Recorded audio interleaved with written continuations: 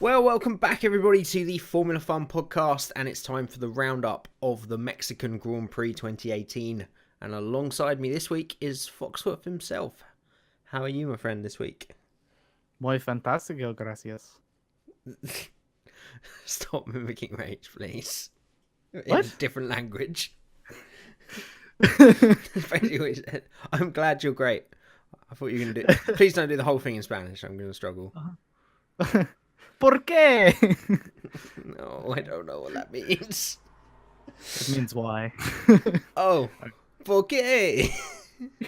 ¿Por qué you do this, Foxworth? Yeah, so Rage couldn't make it this week. We were going to have a three-man podcast. It's a little bit later in the week, but it means that I do get a co-host for this week, and it is Foxworth. So welcome back to the show. I hope you obviously enjoyed the first podcast enough to come back. Well, yeah, you know, put me back in the closet. I didn't have much choice, but yeah, I'm here. Oh, shush! I'm not supposed to tell anyone about this. You've done it again. I've only just covered up from Well, I'm last already time. in the closet. What do I have to lose, anyways? I'll make a smaller closet. I mean, I'm practically Harry Potter. I mean, I'm waiting for my Hogwarts letter at this point. You wish you had a bed under the stairs. It's just a solid closet with no amenities at all. You just have like a flint and steel for light. Like I just burned down your apartment. Probably. No, it's metal lined, this closet. You should know, you live in it. Anyway, Formula One. So this week was the World Championship decider. As it turned out, I think we all pretty much knew it was going to be, but it means that Lewis Hamilton wrapped up his 5th world title. Yep. And As we could tell from Will Smith. oh yeah, that was a wonderful little message over the radio, wasn't it? That's how I taught you. That's how I taught you, man. Didn't know that Will Smith knew how to drive, but No, well, I'm sure he knows how to drive. you know who can drive? His cousin from Fresh Prince of Bel-Air. He wins celebrity races in the Long Beach.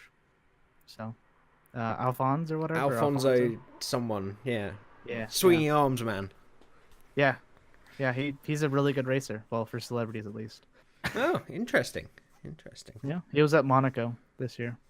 Talked to Will I Buxton. do seem to remember him being there. Yes, Will Buxton, he greatest. wasn't dancing though, so I was disappointed. I just expected know. him to do it everywhere. Just walk around like an entire world, like, hey, it's the dancing arm guys. he's literally got the joints replaced in his elbows. He's booked in to do it once a year. Did you see him on Dancing with the Stars? No, I heard about this though. Yeah. I think he did it like once or twice. I don't think it was every week though. I think it practically restarted his career, didn't it? Something like that. Just as that guy off Fresh Prince of Bel-Air. Anyway, that's Memes help people is what we're getting at. yes. So practice. They help washed up ex sitcom stars in America. Okay, Formula One. Yeah, so it was his 5th world title, equaling Juan Manuel Fangio, and Yes. bringing him within 2 of Michael Schumacher. El Maestro. Indeed. It was quite the achievement, and I've got to say, for all the things that I say I hate about Hamilton, he's thoroughly deserved it this year. Yes, Vettel was throwing it away, but he's driven probably the best I've ever seen him. Hamilton. He's been supreme this season. Just in the way you know, let's not forget this is a season where Ferrari have had the better car for most of it. Well, that was one thing that was called into question when Vettel said that he didn't believe that. I feel like they've never had the better car this season, or something like that. Yeah, But- that's not true. Yeah, They- yeah. They definitely had the better car for much of it, and they've blown their chances once again. But Hamilton has been the difference, I think. Anyway, Yeah. it was Hamilton, very- yeah. yeah. It was quite the race, but we will start as we always do with practice. Some cars went round, some didn't, some quicker than the others, and some I think maybe crashed. I don't think there was near collisions, but no. The big ones was the tires are chewing gum. That was like the big weekend headline. Magnussen said that over the radio, and then FP2 Verstappen engine issue, and then Bottas engine issue in FP3. It's a lot of engine issues. I mean, given the heat and the height. Yeah, it's the altitude that's the big difference here, and it actually gave us a cracking race because of the leveler it plays on the engine. Mm-hmm. But yeah, tyres were definitely an issue, and really we're struggling from the word go, but we saw that in the race that made a big difference. And it's kind of a shame that it was a title decider because I think we had the first real shot this year of seeing all 6 cars fighting till the end for the win. But obviously there was a lot of other things going on Yeah. apart from just that race victory. But we'll get on to the race in a minute. I feel like this was the one weekend that I didn't want Red Bull to do well. What were you still holding out a small hope that Ferrari might have a chance? I didn't think they had a chance, but I'd rather see Hamilton and Vettel like go at it and like race for the lead. But I mean, it wouldn't matter if he got the lead or not. But I feel like it would have been more interesting if it was a Mercedes Ferrari sort of weekend. Yeah, I'm sure it would have. Obviously, it was kind of needed for Vettel for it to make it an interesting championship race for both Red Bulls to be ahead of Hamilton. But I don't think any of us were under any impressions really. It was going to be over this race, barring a mechanical difficulty for Mercedes. Yeah. But we were still gifted a pretty awesome race, nevertheless. But yeah, Red Bulls, I think Verstappen was top in all 3 sessions and really showing his pace going into qualifying. And Red Bull really, really impressive. And so speaking about qualifying, yep, let's move on to it. So we will start in record time. Yeah, absolutely. Well, there was a lot of off topic before, so it's probably about normal. Yeah. About 10-15 minutes to get through practice. They didn't hear that. No. Oh no, there's another 20 minutes before this podcast started of us talking rubbish. But hey. Yeah. The British American podcast. You heard it here first. Yeah, coming soon. Just literally comparing quality of life stuff. Yeah. And just general day-to-day things. Coming to your bedroom soon to help you sleep at night. Yep, that's the only thing podcasts are good for. Wake up! There you go. Right, Williams really struggled, as they have all season. I'm really, really depressed that George Russell was going into that car next year. I hope they find something, but... Do you think he's going to be a Pascal Wehrlein, or do you think he's proved himself enough? I think Russell is an amazing talent. I think he's got a massive future in Formula One, but he is in big danger of going the way that people like Wehrlein and we've seen Ocon go recently. I'm sure Ocon... Everyone says I'm sure Ocon will be back. Formula One history doesn't prove that he will. And I'd be a bit worried with Russell for the same thing, but as long as Williams has got one big money name next to him, I could see Russell being given 2 or 3 years, and there's every chance Williams could recover back into the midfield in those 3 years. So I'm still hopeful, but I'm still a little bit worried because they are so far off the pace at the moment. Don't they still have the record for most front row lockouts? Potentially, yeah. I mean, they have an incredible Crazy. history. They are the most successful privateer in history, as far as I'm aware. I wonder if they're trying to get the back row lockout as well. Get 2 records. There's anything about the Williams family I know, it's that they are not at all interested in that. I think they'd rather not be on the grid in 3 years than still be in the same position they're in. That documentary, man. Oh, right in the feels. It is. It's sad. I actually went to the Williams factory when I was younger because my dad's company used to do a lot of business with one of the sponsors. So we went there for a full race weekend experience. That's awesome. It's an incredible facility and it's an incredible story. This team founded and driven by one man that started selling spare parts for other privateer teams out the back of a lorry, and developed it into the best Formula One team for so many years. So it is very sad to see them where they are. But part of me also does think, what would happen if you put an Ocon, a Leclerc, a Hulkenberg in that car, whether it would be back up into the lower end of the midfield. I don't think Sorokin and Stroll are as bad as everyone says they are.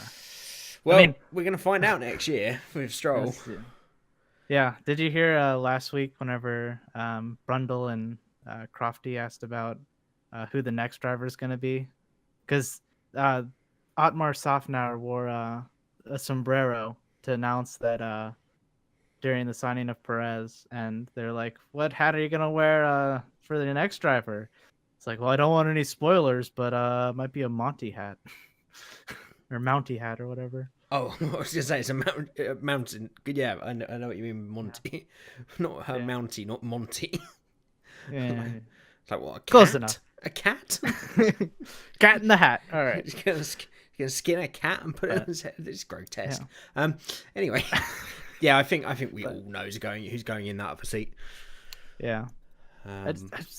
Whenever Claire Williams announced their short list, which was Kubica, Ocon, and was there one more? Sorokin? I don't think it was Sorokin. I remember that Sorokin wasn't on that list, which surprised me that he wasn't on the list. Let me try to find. Okay, you find out that in crucial information, and I will go through the rest of those cars knocked out in Q1. Go for it. So Kevin Magnussen, Stoffel Vandoorne, Roman Grosjean, and Pierre Gasly. The two Hasses, as it was last year, this really is a bogey track for them, and maybe shows their super reliance on that Ferrari engine. Dang it. I got engines 2018, not 2019. Oh.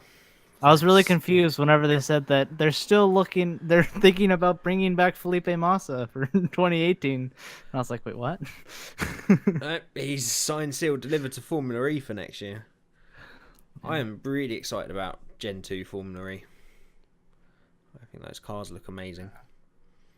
Okay, he's still in the running, but Kubica and Ocon are the other ones, and it seems like they're talking about Kubica and Ocon a lot more.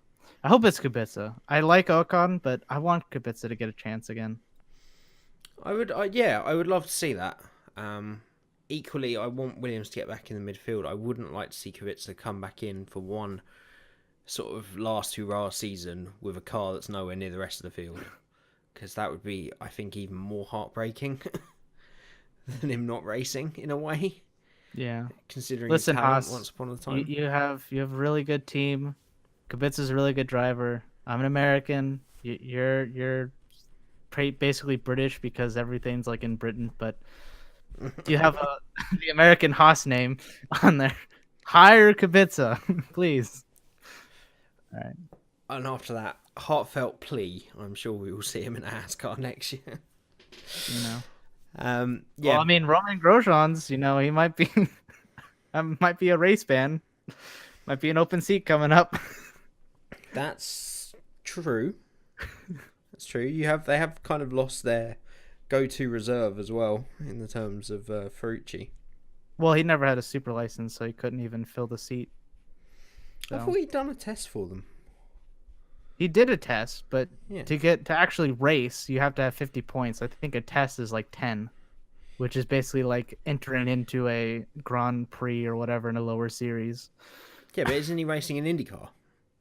But that doesn't add to your super license because it's not an FIA. Does it? It is FIA. IndyCar? FIA is World Motorsport. Encompasses everything. Because there are a lot of IndyCar drivers there was an episode where me and Rage were looking through the super points. Because there's a table of super points and there's a lot of IndyCar drivers in there, I'm sure. Wow, it's recognized as a member organization of FIA through ACUS, whatever ACUS is. Okay, this is news to me. We'll get to IndyCar later, though. ACUS is Automobile Competition Committee for United States. abbreviation ACA's FIA. So I guess okay. I didn't know that. Yes, the FIA series includes NASCAR as well. I didn't know that. DTM, This is all- Indy Lights, Formula 4, GT Le Mans National Formula 3, NASCAR Infinity Series, Formula Mazda, which is an American Toyota Racing Series, Formula Academy, the Karting World Championships, GP2, and IndyCar. Same, Okay. not quite as higher points as Formula 2. That is the highest points you will get, but for a win, it's the same as GP2, which as Formula 2. Sorry.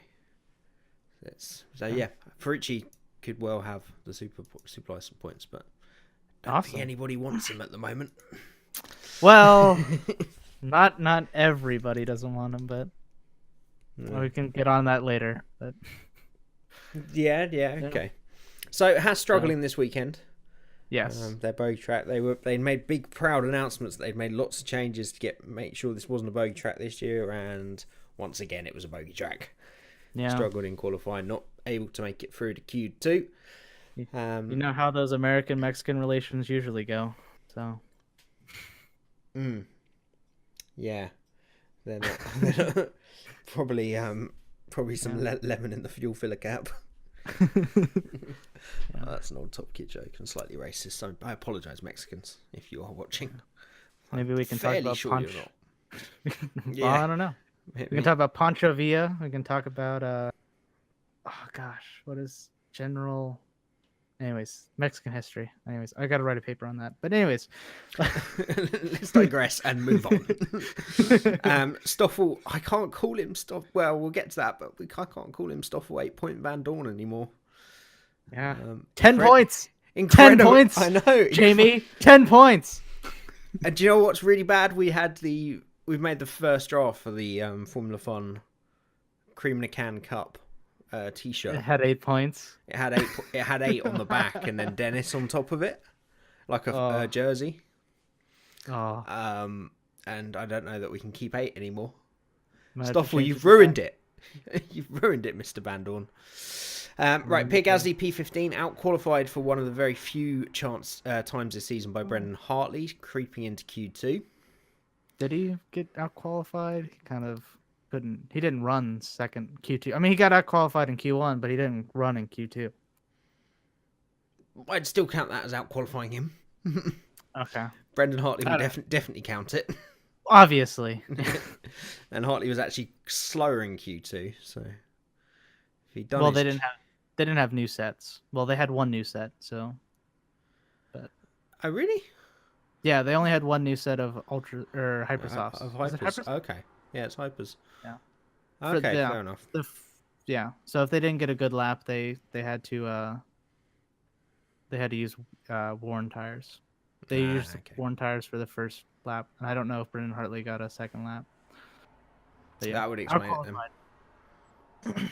Still out qualified, yeah. Sergio Perez at his home Grand Prix, only 13th. Fernando Alonso 12th and Ocon 11th. But you had to say those three were in the pound seat come the race.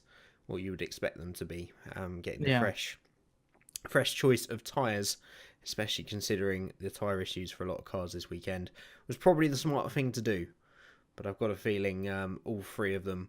Well, Perez qualified on the Ultra Softs anyway, didn't he? I think. Trying to get through. I don't know. So I didn't notice that. I think he qualified on the Ultra Softs just in case he got through to Q3, and then he could start on the Ultra Softs anyway, but didn't quite have enough speed. Yeah. Right, moving into Q3 and the top 10, then both Saubers in Q3. I don't have stats, but I'm sure it is many, many days since that last happened.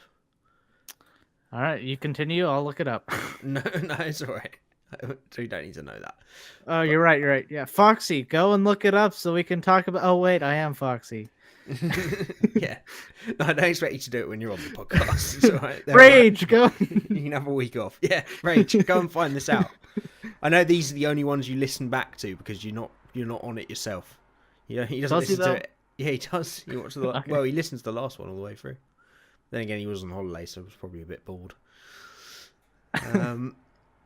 Not that you need to be bored to watch this listen to this thrilling and very interesting, attention-grabbing podcast. I don't know. I feel like the 20 minutes beforehand were super gripping. Yeah, About probably best there VAT, not VAT broadcast. tax. Let me tell you about VAT. Right. Charles Leclerc outqualified Ericsson comprehensively, but Ericsson did at least make it through to Q3, so well done to him.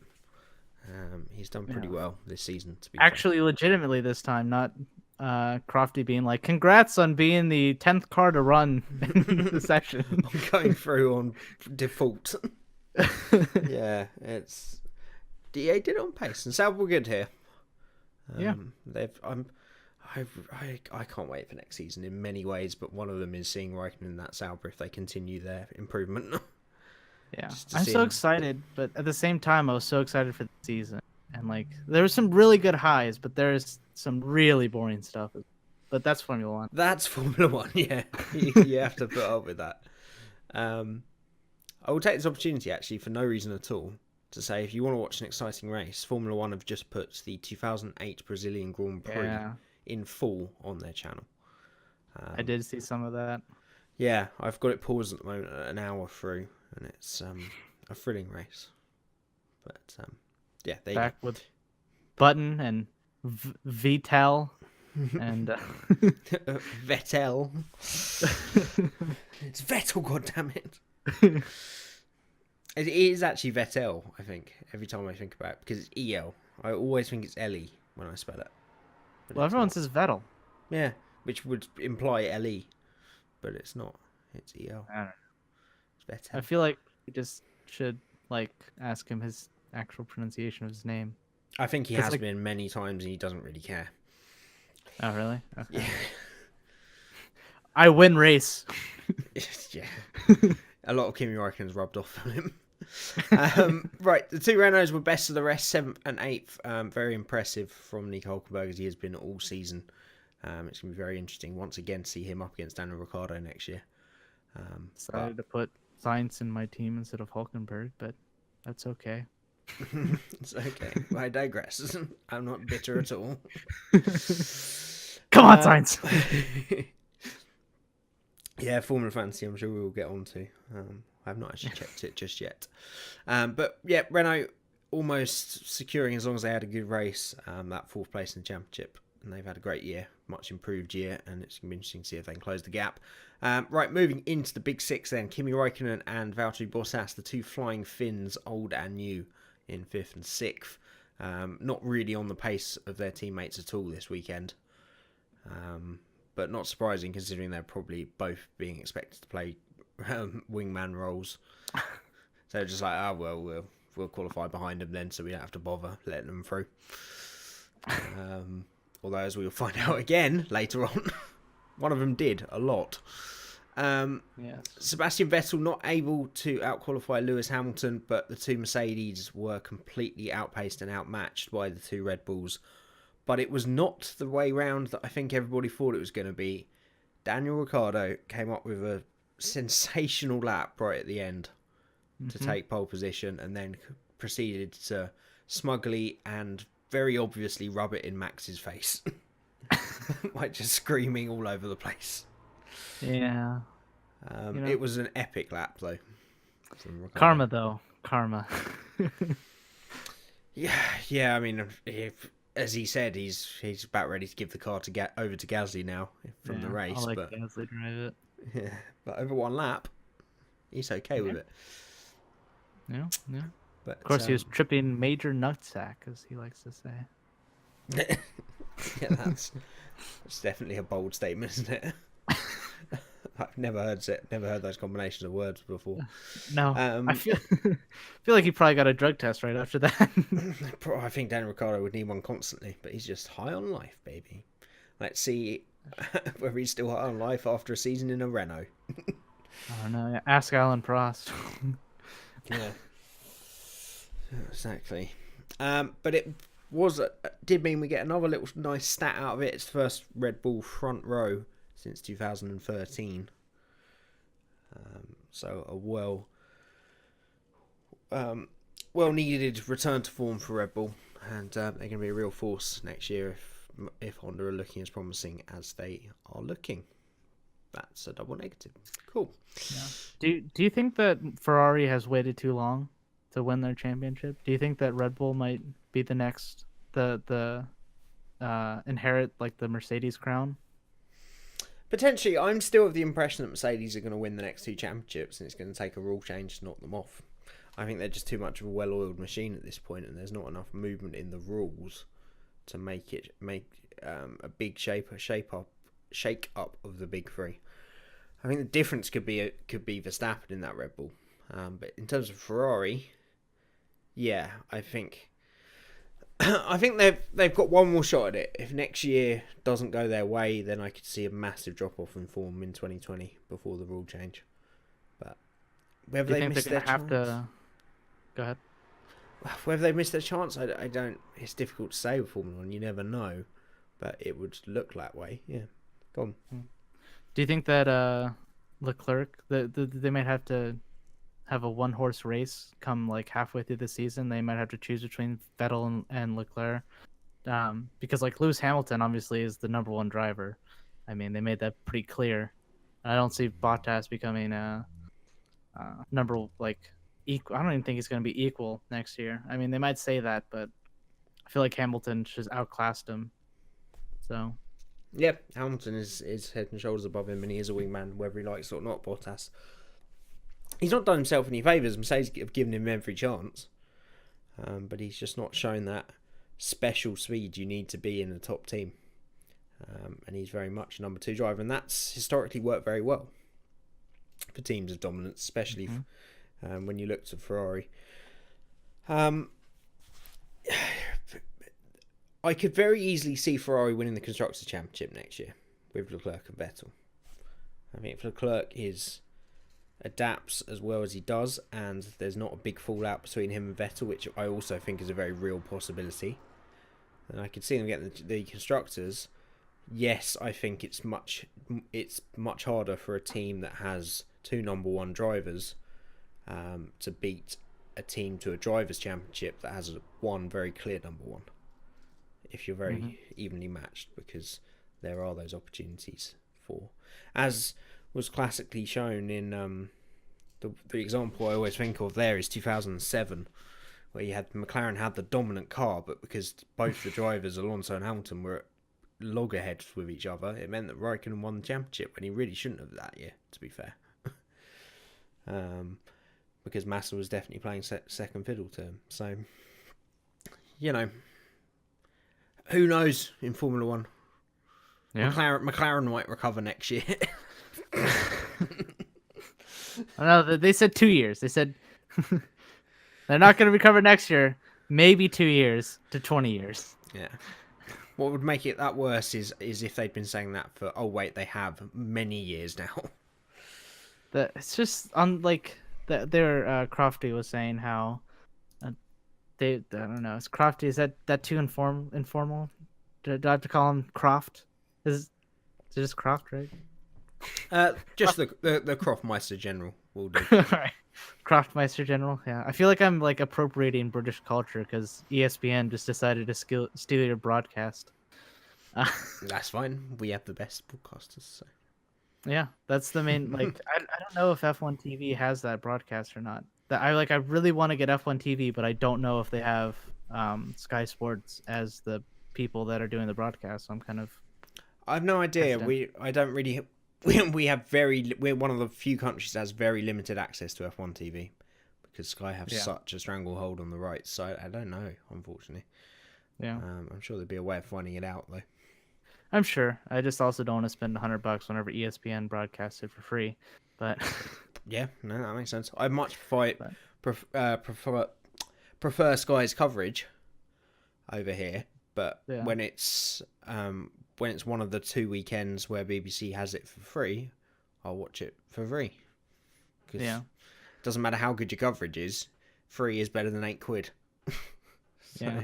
Anyways, Croftmeister General said that it became apparently clear that McLaren was the downfall of the McLaren Honda relationship. I mean, obviously Honda wasn't the greatest engine on the grid, but it's clear that it wasn't just Honda's fault. With like, because Renault was like the best engine all weekend. Yeah, I would. Well, yeah, a lot of that was to do with attitude. Well, yeah, but like they have a Renault's- Renault engine, and they were still at the back of the grid. Oh, I see what you said. Yeah, I mean, we've known that for a while. I think Toro Rosso proved that as well. Their McLaren's problems are with their car, and when Fernando Alonso was asked recently, what it really is this problem, why is it not improving? And he's just like, the aero. It's basically the car. The bit that McLaren build is the problem. You see, they're paying my contract instead of engineers' contracts. In fact, we just hired a pizza guy to do the aero. Yeah, pretty much. They just walked in with pizza and they're just like, "You want to have a job here?" And he's like, "Yeah." Yeah, I do. Oh, good, because we've got fuck all money. Because we got rid of Honda's sponsorship money, and now we're paying these freaking lackeys Renault all this money. It's a terrible deal for McLaren. It's a terrible time for them. Yeah. I Like, just don't understand why they went with Renault. I feel like you'd be better off with Honda. I feel like if you were leaving Honda for a Ferrari or Mercedes, obviously they don't want to give them Mercedes or Ferrari engines, but why Renault? I still, the more and more, I still question how much of that was McLaren's decision. I'm wondering. I think Honda were looking for an out as well. Really? And I've got a feeling that discussion between Honda and Toro Rosso would have been a discussion between Red Bull and Honda, not the other way around. And it would have been Dietrich Mateschitz and the Red Bull group that probably tempted them away as much as McLaren pushing them away.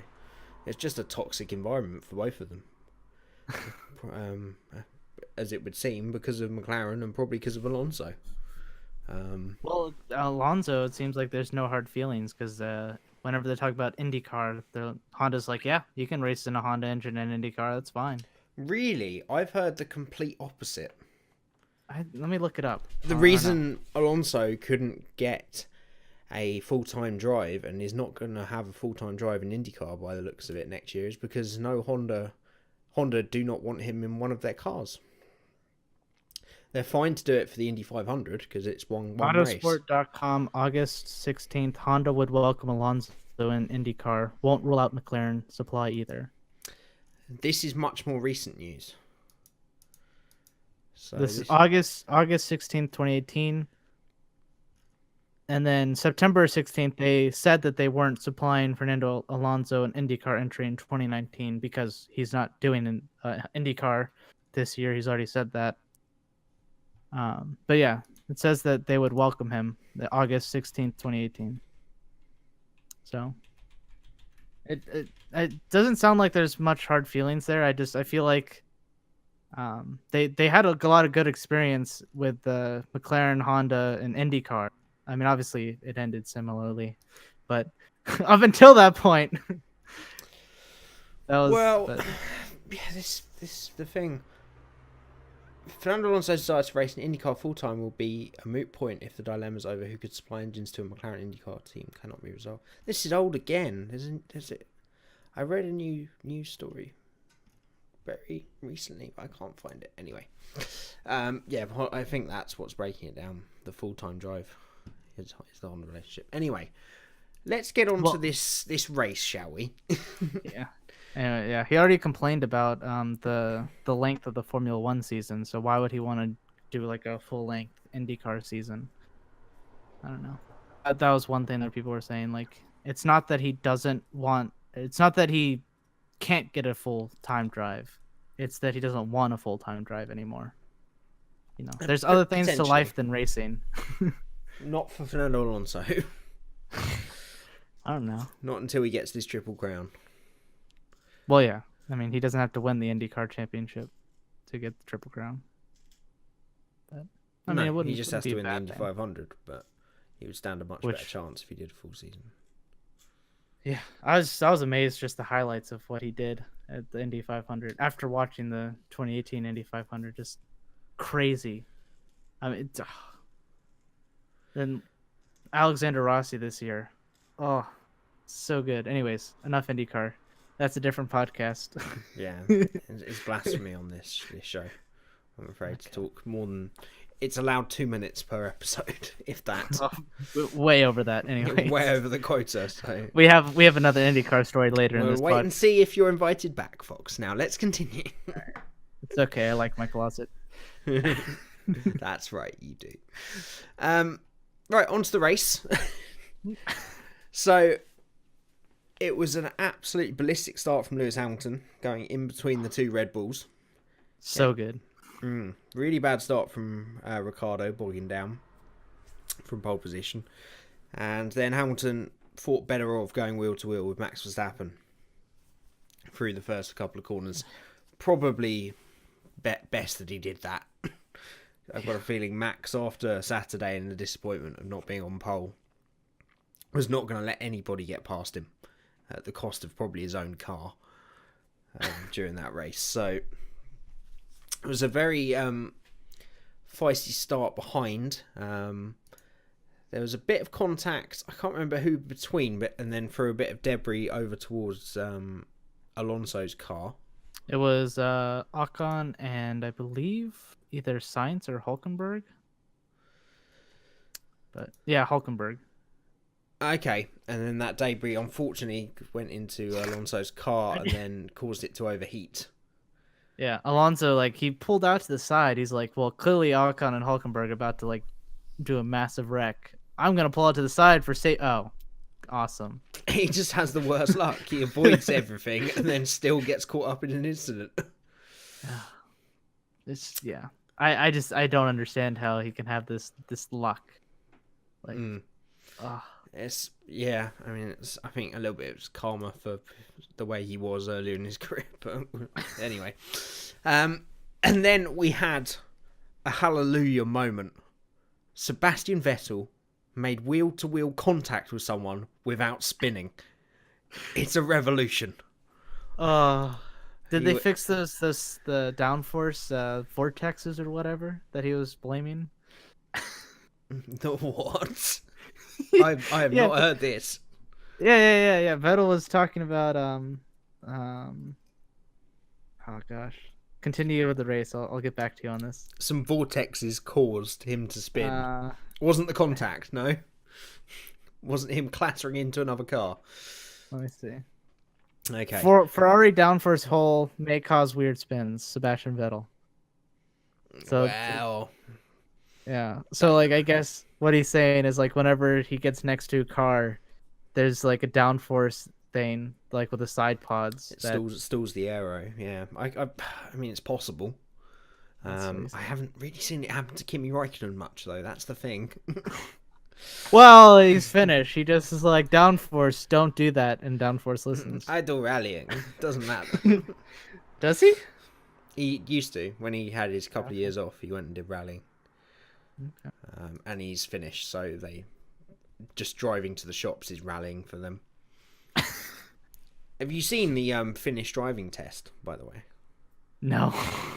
What? So the Finnish driving test includes snow driving and skid pans, essentially doing 360s on purpose. That's in their driving course as a teenager. That's why they're also such good rally drivers. Yeah. The one thing that he said is that, like, the reason why Finnish drivers are so good at driving is because they have nothing better to do than steal their dad's pickup and drive around. There's nothing else to do for fun. Pretty much. It's Finland. Even Russia barely wants that land. Heck, they have the most world champions in motorsport of any nation in comparison to their population. Oh, okay. There's that caveat that I was waiting for. Yeah. No, not quite the most world champions, but per head. I was like, I'm pretty sure Britain has a lot. We have the most Formula 1 world champions, yeah. Okay, that's what I thought. By Germany an absolute is country mile. Yeah, Germany's pretty high up there. No. No, which one? No, they've got in number of championships, but not in terms of number of drivers.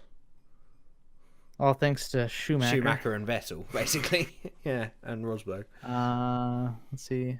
By nationalities. Oh, wow, yeah, there's only 3. Yeah, you're right. Rosberg, which Rosberg is, any one of like 17 different nationalities, whatever one he feels like. I know there was a horrible Twitter post from him after Kimi Yeah. Raikkonen's win, Yeah. where someone had posted how many wins. Formula One finished. posted. It was the official Was it Formula account. One? Okay, It yeah, was they the Formula One posted a official account. list They of said, list of finished winners, and then Rosberg said, "Hey, 20 or however many he had." 23. Yeah, it's like, yeah, you're not finished. You're not finished, Rosberg. I know your dad is, but you No. try- Yeah, you're right. Yeah, sorry, yeah, dad, yeah. Keke. yeah. I was just like, no, it's his mom, but no. Mom's German, dad is Finnish. He lived like half his life in Monaco and like the other half his life in Britain. And, like, I mean, pick one. he chose German, so Yeah. Right. Obviously, Fernando Alonso retired. Then we had. Did we have a safety car for Deborah, or was it virtual? I can't remember. virtual. Virtual safety car. Actually, I don't think there was. I don't think there was at all for that one. He There just may pulled not off- have been. There may not have been. I don't have it written down. But then again, I was watching a football game at the same time, so and studying for an exam. So There you go. And it was a week ago for me, so that's a lifetime. After a week at work, I can't remember jack all about it. But so a week ago for me too, but yeah. yeah, true. Daylight savings time doesn't do that much. True. Doesn't wipe your memory of that hour. It's like rebooting humanity. Yep. So we had some early pit stops from Hamilton and the Red Bulls. And Bottas. But, yeah, I guess Bottas. If you want to keep track of him, he finished 6th, but He finished 6th. Okay. yeah. Yeah, and then Verstappen made his way back past Kimi Raikkonen to get himself onto the back of Vettel. And then Hamilton had a fight with Raikkonen, which was pretty interesting. Finally made his way through. I'm literally watching the recap now. And then Ricardo passed him as well. I got no choice. I don't know what happened, okay? All right. I know what the end result was. You can take over if you want. Massive line of cars, midfield cars, lap 20. Sainz retired on lap 31. Lap 30, VAC was called for Sainz's car because he just like pulled off to the side in the stadium section, so they had to get something out there to pull him out. VSC ended, Perez pitted during it, and then Perez fortunately retired brake issues. I think Sainz was brake issues as well. Hamilton and Vettel pitted on lap 48. Vettel to cover Hamilton because he didn't want to, lose to Hamilton, but let's be honest, not really worried. And then there's an amazing battle between Vettel and Ricardo. And, luckily Ricardo just lasted till the end. Nothing went wrong, and it's a 1-2 for Red Bull, right? Wrong. I remember that bit. Oh, I was so sad. Yeah, I mean, what's the guy got to do? He done Apparently everything give his right. car to Gasly. Yeah, that's his only choice at this point. Yeah, it was a great fight between the two of them. We did see just before that Vettel actually going wheel to wheel with Hamilton, making his way through. One of the rare on-track overtakes from Vettel on Hamilton, but I'm pretty sure Hamilton wasn't too bothered today or last week. Do you think he's gonna win a race? He's never won a race after winning a championship. Do you think he'll win a race the rest of the season? Probably not. Think he's gonna phone it in for the next couple of weeks? You think Will Smith's gonna drive for for Mercedes? Oh, I'd pay so much money for that. That's how I taught you. The final race of the season should be, or there should be a bonus race because they don't need the cars anymore, and it's like a tag team event where they do half the race with a professional driver and half with a completely amateur celebrity. Actually, that race would be over the minute the celebrities got in the car, failed to pull away, burnt out the clutch, and then they had to retire the car. That's what would happen in that scenario. But except for Alphonse. Alphonse is going to win. Alphonse? I feel he'd still probably struggle with an F1 car, to be honest. No, his physique is up to it. But yeah. Anyway, that's one way to spice up the rules. Ribeiro. Put that in your. That's the one. Put that in your Liberty Media plan. Yeah. I do want them to do an equal car race at the end of the year, non-championship race. I think that would be a good step. That would be amazing. Just to see where Fernando Alonso actually is. Yeah. Just some random ass touring car. Not even that. Just I don't even know. Get them, and I would I don't know. I would love to see I don't think you could do a classic car race because I feel like that'd be too dangerous. Yep. I don't know. I mean, they do classic car races and people die, which I don't understand why they do them. Yeah, I mean, for the love of the sport, giving these classics the retirement they deserve. They wanted to be on track, these cars. Their machines, calm down. What they did used to do back in the olden days, and I saw a video of this on YouTube, which you can go out there and find the full race. There used to be a karting championship one-off race with F1 drivers. And there's a karting race of Prost and Senna and Piquet and all these legends absolutely going for it on go-karts. This is when they were fully fledged world champions. It's kind of like a dumbed down version of the Race of Champions, but I'd love to see that. I guess the Race of Champions does exist, but I feel like they just need a Formula One one. Just where all the drivers do it. Yeah, I feel that'd be good. And then it's worth 5 world championship points just to add a bit of spice, so that they actually do try. I don't know if we need that though. I feel like people wouldn't like that, but it'd be interesting. Well, if it had points associated with it. Yeah, I feel like people would complain about not being in the name of the sport and stuff, and I don't know. I guess, but who's to say? They got mad about double points. What we really want to know is who's quickest when it matters. Nothing gets obviously. An F1 driver to drive as quick as possible. Well, two things. One is money, but they're already being paid, and the second is points. My screen's just gone dark. There we go. Right. Your screen doesn't want it. Your screen is.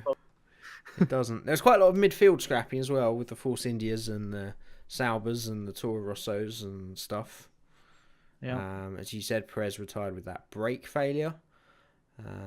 Sad day. The only time he failed to score points in Mexico. So. What lap did Alonso? Lap 5. Yeah, I've got lap 3 here. Okay, maybe I didn't write that. I was watching a football game. American football game. Steelers. Go Steelers. There's a video clip on the highlights video just after Perez's brake failure of Alonso with his crash helmet on, still standing at the side of the track. And that's really? Lap 46. I thought he retired in the pits. Oh, he didn't, did he? No. Maybe he just fancied sticking about. He didn't want to go back to the pits. Maybe he just shouted at them as they went by. Amateurs! Maybe. Jupiter engine, I don't think. I don't know why he's Transylvanian all of a sudden. You can't do a Spanish accent, apparently. I can't do any accents on purpose.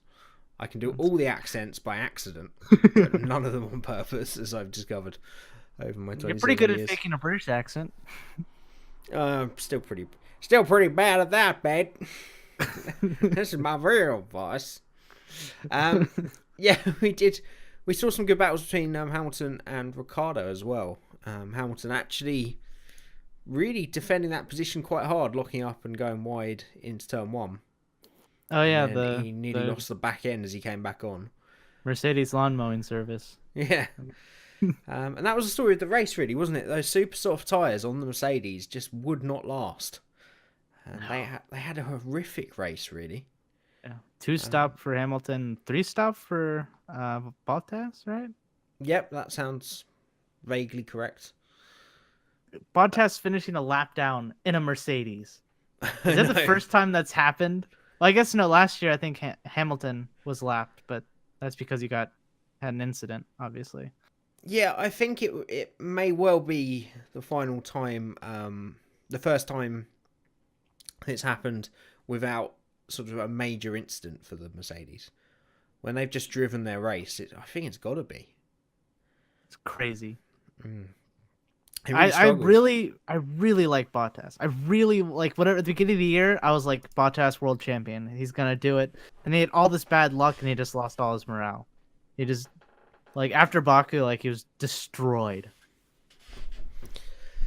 Yeah, so I just don't think he's got that talent I needed. think he has. I think he could be like a Rosberg, not like Nico, Keke, like just like a really good driver that might get his season. He like you gotta wait and see if he has a season. I don't think he's gonna be as consistent as Hamilton. I feel like Bottas might get a season where he becomes world champion, but I don't think he's going to be like a multi-world champion. I think he has it in him.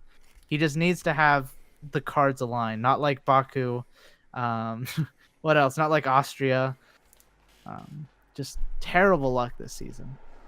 You see, there's two things that make me think that's not going to be the case. The first is that cream in a can?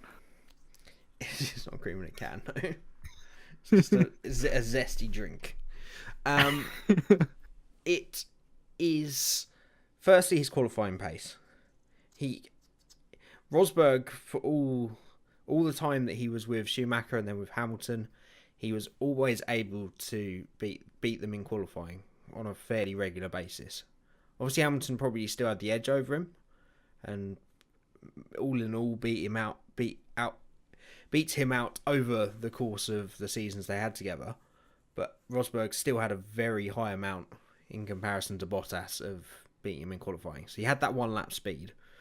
And the second thing is Bottas is terrible for the first third of the race consistently.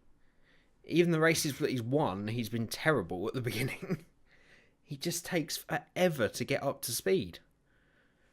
And they're just two crucial things that if you can't pull out those qualifying laps consistently, and you can't hit the ground running in a race, I don't see how you could ever win a world championship. And that's why I put him in the bracket, firmly in the bracket of he's a really good driver, but he's not a great driver. And That's what I think he could be a world champion if the stars align. well, But yeah, I sure. If you put him in a car with Sergio Perez that could win the championship, I think he might be able to win out over the course of the season, or maybe with a Hulkenberg. I don't think he's a world-class driver, which you generally need without a huge amount of luck to be a world champion. Just my thinking. And I don't think anybody has ever won the world championship that I wouldn't have said is a great driver. You just have to be to win a world championship, and I just don't think he's got that in him, and that's why I don't think he ever will.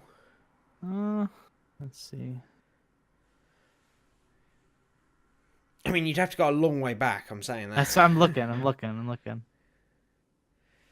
I feel like maybe like Keke Rosberg, but he was a really good driver. But Eamon Hill Jacques Villeneuve. There we go.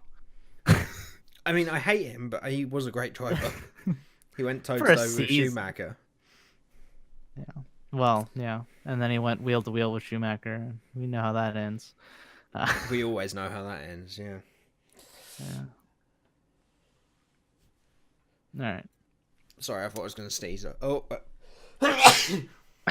Bless you. Very professional. I don't know where my mute button is. Okay. So, Max Verstappen crossed the line in the end to take victory as he did last year when Hamilton wrapped up the championship. He never gets the credit for his wins, Verstappen, in Mexico. No one remembers that. No, not really.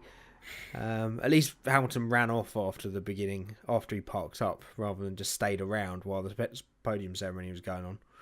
Was that this year or last year? Because last year he ran away and Mexican fans chased him down the pit lane. Yeah, but the podium ceremony was almost going on at the same time Yeah. last year, and it just completely distracted from it. But at least this year, he got his little marker that he could park behind. That's the first time I've seen that in Formula One. His little World Championship marker. I think it was there last year. I don't think it was. I think it was. As I said, Fox, and as you know, my word is final. I think this is the first time it's been used. It may well have been there last year. I can't remember. Totally. It happens once a year. Okay, I'm sorry if I don't remember. Not looking at the race highlights or anything. We don't have to be factually correct on everything, Fox. That's one thing you would have to notice with this. Sebastian Vettel, a good P2 in the end. A fairly good race for him. Didn't really make any difference. Kimi Räikkönen came home third to make it a very gloomy but very red podium. And Hamilton, of course, coming home fourth and Bottas fifth. Hulkenberg, some great points for Renault. In sixth, best of the rest. He's proved himself best of the rest all season, really, and I think he's almost secured that seventh place in the championship. He's had a great season. To my dismay, but yeah. Well, you got to be happy for the guy, even if it is not. I like it's Hulkenberg. Not doing you well in your fantasy league. No, I'm mad about that. Really, I'm more mad about Haas not being best of the rest. But okay. Yeah, I don't really care about Formula One fantasy. I mean, I care so much. I really want that T-shirt. It's so good. That's the spirit. I really believed you. I mean, that's all you give me to wear. Just some diapers, diapers and cream in the can shirts. Yeah, just once we finish the design and we scrap it, we cut it up, and then you have to piece it back together with masking tape and put it on. It's very sadistic. Really a very, very disturbing image. So let's move on. Charles Leclerc is P7. Some great points for him once again. Another great race. Unbelievably, Stoffel Van Dorn gets 4 points in 8th position. Eighth. And it's not 10, it's 12 points he's got now. 12. Oh, it's 12. Oh, man, I miscalculated. 12 points. I mean, he's added a third to his points. Or he's basically added 50% again of what he had. Yeah. That's an incredible achievement from Stoffel Van Dorn. I feel we make fun of him, but he's so good. Like, I feel like he has a chance to redeem himself next year in Formula E. I'll be interested. I mean, mine was heavily laced with sarcasm, but I feel you might have a genuine point about Stoffel here that I may have missed. We'll see. He was touted as many as one of the most promising young drivers they'd ever seen. Do you think it's age? Do you like Jolyon Palmer, Stoffel Van? Do you think it's age is that much of an impact? No. It's just the older people just somehow manage to not do well. I guess, is Pierre Gasly like 24 or something now? No. I don't know. No, he's 20, I want to say. 22, okay. Is he 22? Yeah. Yeah, he's still fair. Age isn't necessarily... You just have to... If you're going to come in at an older age, you have to come into the right environment. Jolyon Palmer definitely... Sorry? Not Hartley. Well, Hartley as well had a long career in a different discipline as well. So that really didn't help. Jolyon Palmer took too long to... He was too long out of single-seaters, really. Because there was a long time of him being a reserve driver before he dropped straight in. And it took him a long time to win that Formula 2 World Championship as well. He did like 3 or 4 seasons of Formula 2. With Stoffel, I think it's more the car, the McLaren mood, and Fernando Alonso that's done it in for him. I think Fernando Alonso is notoriously the most difficult person to work with. And it takes a world champion or an incredible driver to be able to stand up to that. and I think just that being in that McLaren environment at the moment is not something. Is not a good thing for any young driver. It worries me a little bit with Lando Norris going into that team as well. Well, yeah, at least it's not Fernando Alonso though. It's Carlos Sainz. I'm really hopeful for that next year because I really like Carlos Sainz. Yep, I mean he's a very talented driver. He's had a bit of an off season in comparison. I think he really needs to go and knock Hulkenberg out of the park this year to really progress his chances of getting that big drive. But who knows? McLaren might be that big drive in 2021. So we'll see. Yeah, I don't think Sainz is really worried about getting a bigger drive. I think this is where maybe not wants to be, but I think this is where he's accepted that he's going to be. Because Red Bull's kind of ousted him, it seems, because of Verstappen. Yeah, but I think if McLaren don't progress back to the front of the grid in the next couple of years, he will be looking at those top 3 teams or whoever's at the top at the time. He's that kind of driver. He wants to win a world championship. Obviously, yeah. Everyone wants to win a world championship whenever they go to Formula One. Yeah, I mean, I don't think he's done himself that many favors. He needed, if he really wanted that Red Bull drive. Let's not forget Hulkenberg made that decision very late as well. That he needs to go and really beat Hulkenberg comprehensively. Because unfortunately, Hulkenberg, even though by all the fans and by a huge amount of people he's rated very highly, by the teams he's just not for some reason. Those top 3 teams, a lot of people say because of his height, but I don't think it's solely because of that. But they just they're not interested in him. And if you go into that team and don't beat Hulkenberg, then I think it doesn't say a lot about Red Bull wanting to take Sainz on. I think if Sainz had gone out and completely destroyed Hulkenberg this year, he'd be in that Red Bull car instead of Gasly. I'm almost certain. I never heard that. Yeah, I would think so. Again, these are all my That makes opinions. sense, yeah. But he's not done enough, unfortunately. And remember, he was so close and better in some races than Verstappen when they were teammates, and then he's just gone a little bit downhill since then. But he's still a great driver, and I think Hulkenberg's a great driver, so all credit to him. We'll see how he gets on. Do you think he's gonna get a podium? No, Hulkenberg. You think? No, it's going to be one of those horrible little facts that never happens. He's going to be the next Martin Brundle, although that was a win that he always eluded him. Oh, really? He never won? No, I think he holds the record for most podiums without a win. Same. Yeah. Right. Marcus Ericsson is P9 in the Sauber. 2 points for him. Another great race for him. Again, one of those that's maybe like Van Dorn that's coming good a little bit too late. Maybe it's because he lost his drive and now he's like, oh, I got it now. Yeah, I was about to say, I think it's pressure. I think that pressure has been lifted on those two now because they know they're not going to be there next year. They're just enjoying driving, which sounds stupid because you think, why don't you just do that the whole time? But it is so difficult with that pressure on your shoulders, as we've seen with Hartley as well, who hasn't had that pressure lifted yet. I don't know. He's been doing well the past couple of weekends. I think he understands now that he has to beat Gasly or he's not going to be in a seat next year.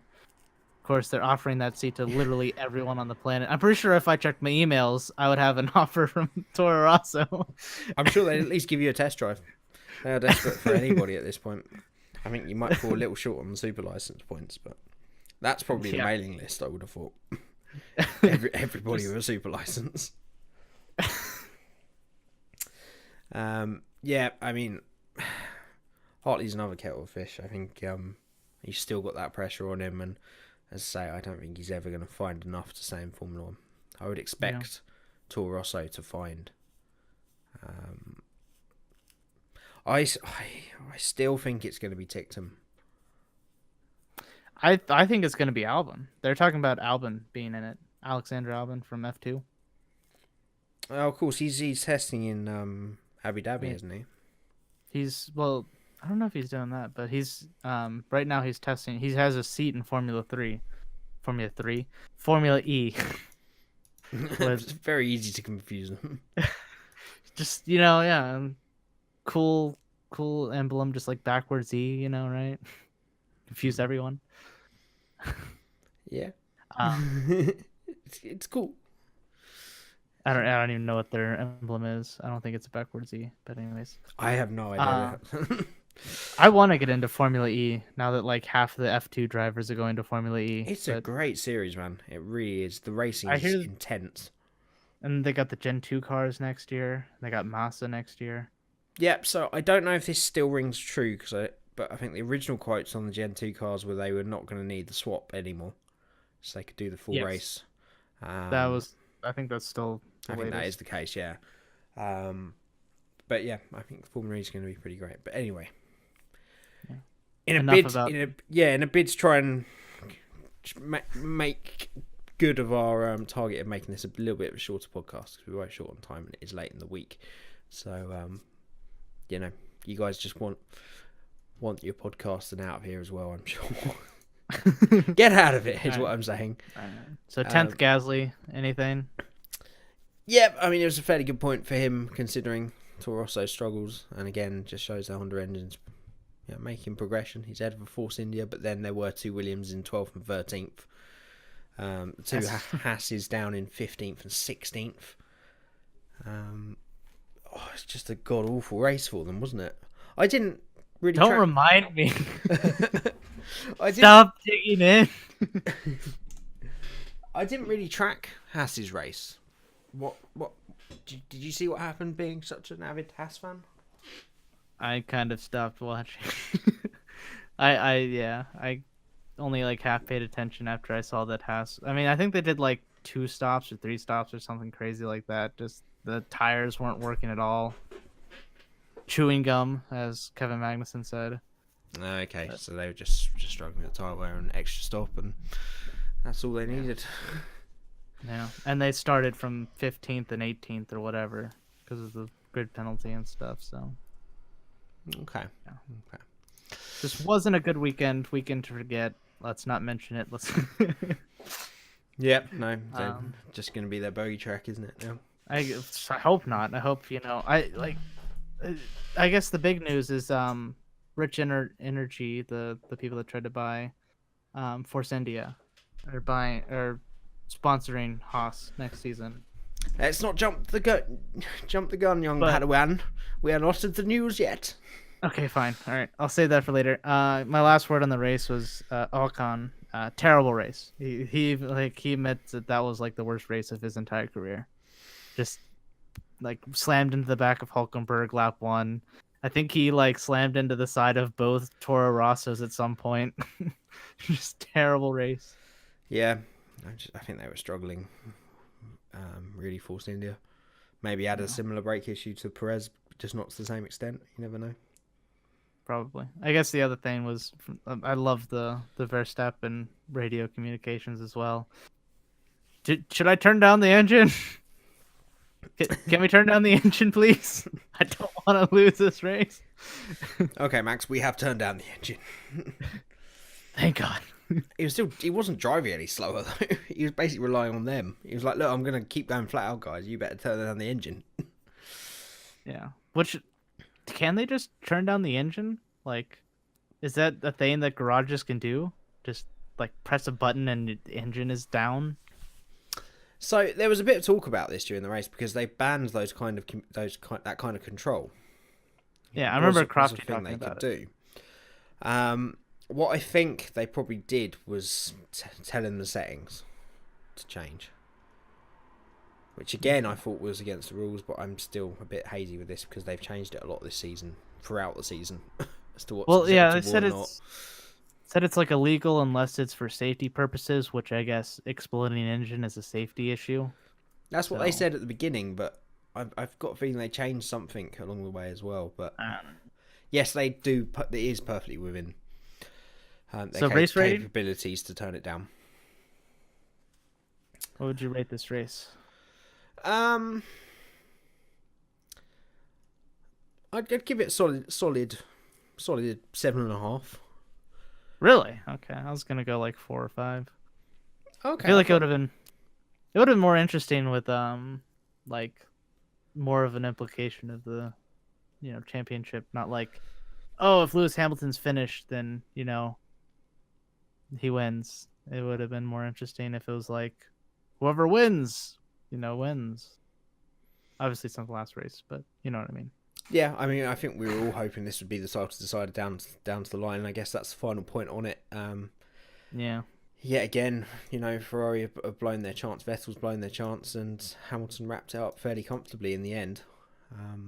But again, as I said earlier, I think he thoroughly deserves this championship. He's driven out of his skin this season, and he's just getting better and better, which is scary. I think there's every chance he can take the next 2 championships up to the end of his contract and equal Schumacher. And if he does that, I can see him retiring 2021 as 7-time world champion. It's going to take, I think... You don't think he's going to go for 8? You think he's going to stop at tying it and he's not going to try for the 8th one? He might, but I just get this feeling that, especially with Ross Brawn at the helm now, I think the 2021 regulations are going to be a big shake-up again, and we're going to see something drastically different for 2021. So even if he did continue, I don't think he'll find himself in a championship-winning car. Didn't you just say that the 2021 regulations probably weren't going to switch it or change up the order that much? No. So it said up until 2021 they won't change, obviously. So I could see him taking the next 2 championships. Yeah, okay. I misinterpreted what you said. That's all right.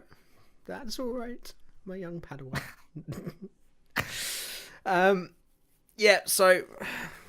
Great championship for Lewis in the end, but it was a shame that we were robbed of an exciting championship till the end. But constructors still up for grabs, I guess. Well, Ferrari. They basically have to win, and Mercedes have to not score. But yeah, not over yet. They have to outscore Mercedes by 25 points a race, roughly, which is possible. Yeah. I guess, if Bottas doesn't finish. I was trying to work it out. I mean, if Mercedes finished 5th and 6th, Ferrari got 1-2s, is that enough? I don't know. I can't be bothered to do this quick maths, and we need to move on. All right, quick maths. So 5th and 6th, that's 18 points. Yeah, that's exactly how much they would need. Because 18 points for second and 18 points for the other 2 would cancel each other out, leaving 25 points for the winner. So, it's good to have you on the podcast. Well, your is math that actually skills. Is that actually the constructor standings though? Because is it just 50 points? No, it's 55 points. So they would get really close. They need a little bit more. They have to. Okay. Yeah. It's still up for grabs though. Please, let's have something interesting to fight over for the remaining 2 races. We don't like dead rubber. No, exactly. We don't like those dead rubbers. Although they're normally the best races. When the That's true, championships all gone and done, they're normally the most exciting races. Right, quickly, driver of the race, driver of the day for you. Oh yeah, I forgot about that. I would say one of the Hasses, but no, I can't even say that as a super fan. I have to give it to Ricciardo, man. He was amazing. That worn tires against a I don't know if faster Ferrari is an actual thing for this weekend, but theoretically should be a fresher tire, faster Ferrari, especially down the straights. He managed to hold him off until his engine blew. That was a crazy drive for Ricciardo. And I feel so bad for him, so I feel like he deserves a driver of the day. Interesting. I think that's the first time in history anyone's ever given driver of the day to a retired car. But I think you've got a good point. He did a great job. I'd probably have to give it to you know what? Rage isn't here. I'm gonna do it. I reckon Stoffel Vandoorne. It was a great race for him. I'm gonna message him on Twitter. No, this is a test to see if he watched it. Oh, okay. Watched it all the way through. No, I think he did a great job considering. Hmm. And I know retirements. All four of those cars potentially could have beaten him, but still, I think he did a good job. As Fernando Alonso would say, greatest race of my career. Again, it's funny how he continues to have those. I mean, to be fair, Baku was amazing, but anyways. Yeah, true. Yeah, that will be his defining moment from this season, I'm sure. Dragging that car somehow back into the points. Crash of the week. It's crash of the fucking week, bastards. You've no idea what that's from. I'm sure a lot of people don't. No, I just thought it was a Rage original. No, it's from Ricky Gervais's podcast with Carl Pilkington. Oh, jeez, we're copying Ricky Gervais. Yeah, oh, no. so it was. Oh. Well, I had a feeling you wouldn't like him. Is it's because of his personality or because of his religious views? I don't know. I just, I mean, I laugh at some things Ricky Gervais says, but he just seems like kind of a douche. Yeah, I think that's kind of his IO though. That's kind of his point. No, it's from an old podcast that they used to do. They got the XFM podcast, and then became the Ricky Gervais Combat podcast, which was Monkey News, which was a story that Carl had each week about a monkey that was never true. And the jingle for that was, "Oh, fucking Monkey News," something like that. That's what it's copied from. Got just it. in case anyone. Here, I thought there was original content. No, we never do original. If there's one thing we never do, it's original content. Crash of the week. I think the only crash was Ocon and Hulkenberg. Yeah, it wasn't even a crash. I know. Yeah, sure. Well done, I mean, Ocon and Hulkenberg. The closest one to that would be Lando Norris and Latifi almost colliding in practice one, but they didn't again. Man, I didn't see any of F2 this weekend, so. No, it wasn't F2. It was FP1. They were. Oh, was Norris in FP? Oh, I didn't even know. Yeah, Norris and there was Norris, Latifi. Who else was in FP1? Giovinazzi. Yeah. That I think Hartley was yelling at. Was it Norris was quicker than Van Dorn in practice. Yeah, he was. Yeah. Good lad. Good man. I'm so on board. I'm so ready for a new favorite driver. I'm over my Button period now. You're over your Button. I've mourned for him. Have you watched him in his the GT I am whatever? Gonna try and find a way to watch that live. Is it this weekend or next weekend? I have no clue. I don't watch GT. I feel like I should, but I don't know how to watch it in America. Well, obviously he puts all the highlights on his channel. Okay. I didn't know Button had a channel. Yeah, so he set up a YouTube channel for highlights. He's got exclusive English highlights for that. With a commentator. But the final race, it goes to the final race now, and Button and Yamamoto are equal on points with someone else at the top of the championship. So it's literally a title decider. So I'm so on board. Sounds like a good F1 race, but it's not. Yeah, it's not. It's an interesting series, that. It's basically endurance racing, but for very... I mean, those GT cars, the GT500s are mental. They're so fast. Okay. So much quicker than GT cars in Europe. But how many cars are in the grid? Like 40? Yeah, 30 or 40. It's two classes, GT300 and GT500. GT300 is basically GT3 cars, and then GT500s are custom bespoke cars from Nissan, Lexus, and Honda. But yeah. Anyway, I'm over that, and I'm ready for Norris now. I think I really like him. Yeah. I like that he's done lots of content with WTF1 as well. I think he's a nice guy. That's so funny. I can't wait for a driver to like talk about WTF1 in the paddock and stuff. Just having the memes. Yeah, well, I'm sure it'll get super serious once he joins McLaren, but I think I'm ready to support him all the way. Was it? No, that was last weekend that Lando Norris was T-Boy. Did you hear about this? Oh, he was getting T for Alonso. Yeah. Yeah, he got T for Alonso, and then he just Once they saw that, did you see his spoon technique? No. No, he taped a spoon to a drill and Oh, just. I did see this. Yes.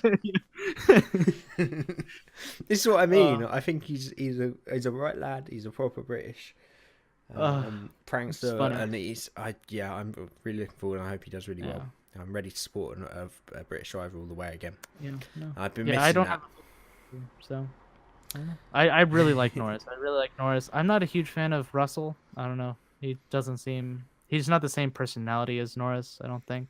That's what I think is But important. I like the personalities, and yeah, I really like Norris. yeah. So I'm looking forward to. I really like Leclerc as well. I can't wait for that next year. Ferrari. Oh, This whole new breed, to be fair, I'm a big fan of Leclerc and Verstappen and Norris. So, yeah. Right. it's almost a good thing that Ferrucci is not in F1 because I'd probably just be sad the entire time because Ferrucci wasn't winning. I don't know. From my experiences of Schumacher and Button, who are the two drivers that I've followed during the time that I've watched Formula One, which is getting on for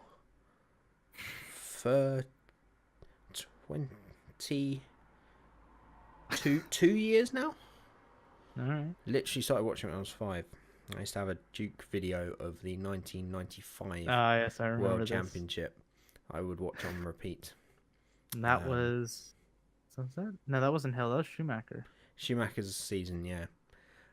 Hill was 1996, the year I was born. Correct. I couldn't have cared less about Hill. At that age, if you pick a driver, it's not necessarily because of nationality. It's just because you like. Oh, I know. And, that was me and Jeff Gordon. Yeah, who was actually there in Mexico. Jeff Gordon was. Yeah, but he there. is American, isn't he? Jeff Gordon? Yeah, Yeah. he's American. Yeah. But I'm saying is like I didn't know anything about Jeff Gordon. I just knew that I liked his car and his number, and like I had Jeff Gordon everything. Anyways, finish your story, and then I can talk about Jeff Gordon if we have time. Sure. I mean, we've run well over already, so we may as well keep going. No, that was the story, and that's what started my love of Schumacher, and then Button. When he came to sport, instantly just loved him. And there's just a complete difference of following a sport like that when you follow a driver devotedly like that, especially Button the last few years. Like even with Honda, that would be my whole concentration of the race almost. And I would get the most enjoyment out of the smallest things of him like undercutting someone or making an overtake. It doesn't necessarily matter where they finish. I was just constantly depressed during F2 races because Ferrucci would start at like fifth or sixth or something. Some weekends. Most of the weekends he could only qualify like 14th or like 17th just because Triton is a terrible team. I don't understand what they did wrong, but they're a terrible team. But like the clutch is so bad in that sport, and like he would stall in the grid like every time and just be like, Ferrucci's gonna have a good weekend. He stalled. He stalled. He's at the back of the grid, a lap down. He's like, this is the worst thing ever. Okay, I can see how that was depressing.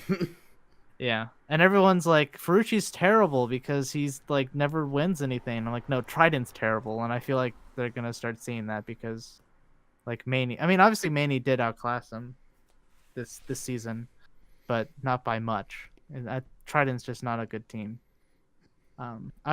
He's been doing really well in IndyCar. He hasn't scored a top 10 yet, but he's had some pretty bad car troubles for like the 3 or 4 races that he's been in.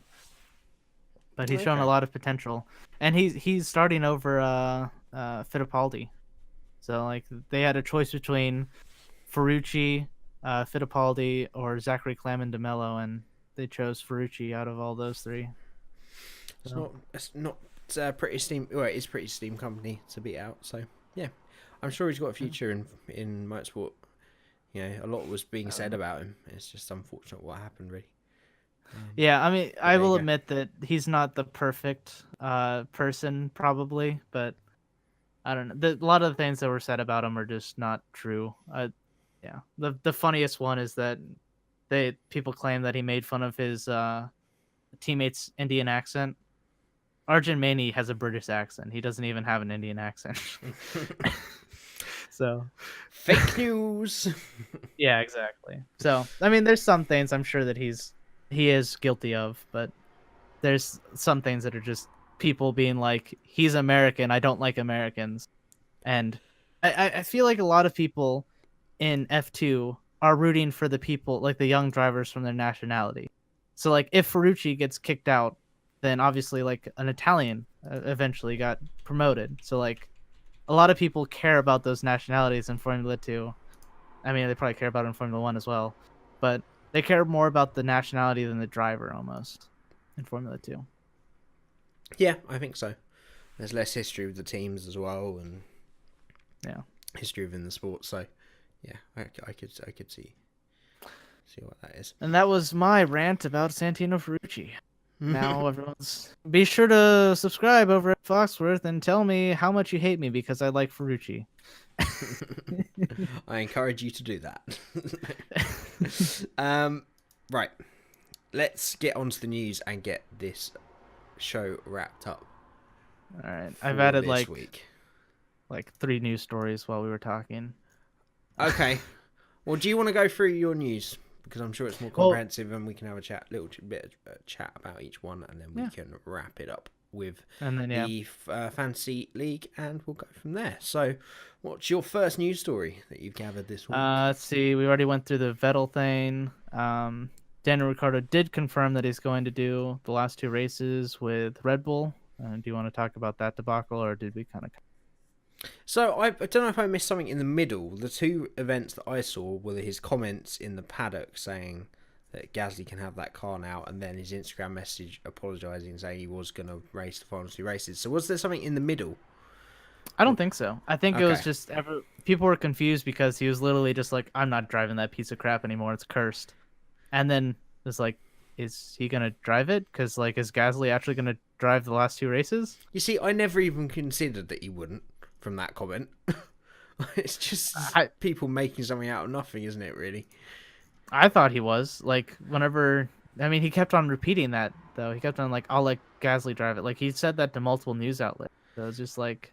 Yeah, or maybe I reckon the first person he said it to laughed quite hard. He was like, I'm feeling pissed off, but it's quite funny anyway, so I'll keep saying it. Because he's that kind of guy, I think. I don't think he ever would not do his final 2 races at Red Bull, considering the history he's got with that team, and I'm sure he still wants to try and get one good result or one podium to go out on a high. I don't know. I think deep down I was just kind of hoping for a grid change-up. Because, like, last year there was a couple grid change-ups, and this year there's none. What do you mean by grid change? Oh, what, towards the end of the year? Yeah, like Julian Palmer leaving, Sainz being promoted. Who else? It was just Gasly and Hartley then, and Kvyat being kicked out. Kvyat, yeah. It happens from time to time. It's not a regular thing in Formula 1, to be fair.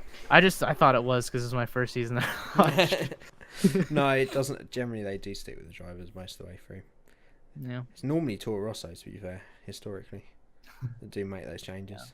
That's happened in the past. Bourdais, they've got rid of mid-season speed. They've got rid of that's Frucci's teammate is Bourdais, Sebastian Bourdais. Okay, I'm glad he recovered. He had a pretty massive shunt a few years ago, didn't he? Oh yeah, he did. the first race that he came back, he won. So. There you go. I'm glad he found his talent somewhere else, because Formula 1, he did not agree with him. Is he a multi-IndyCar champion? He's at least an IndyCar champion. I don't know if he's a multi-IndyCar champion. Again, IndyCar, too much. sorry, yeah. I think he's 4-time champion. Okay, good. Yeah. He's been pretty successful. Yep, wrapping up on that next news story, please, Foxworth. All right, Ocon on short list. Do you want to talk about the Williams situation, or did we kind of... I think we've pretty much covered that. Okay, yeah. Ocon, Kubica, and Sorokin. All right, moving on. I guess before we get to the IndyCar story, let's get to Haas F1. Yeah, let's space it out. To become Rich Energy Haas F1 in 2019. So they're going to incorporate the Rich Energy color, so maybe like a Lotus. Maybe a Lotus-looking car, possibly. Potentially. I would just I can see the same livery they've got now, just a bit more black. Some And gold. just with some gold, rich writing on it, maybe. Yeah.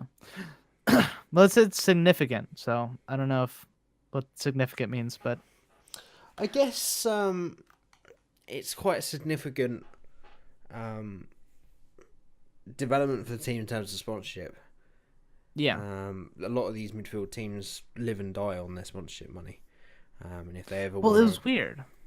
The Haas said that this wasn't really that important. They're not going to change anything.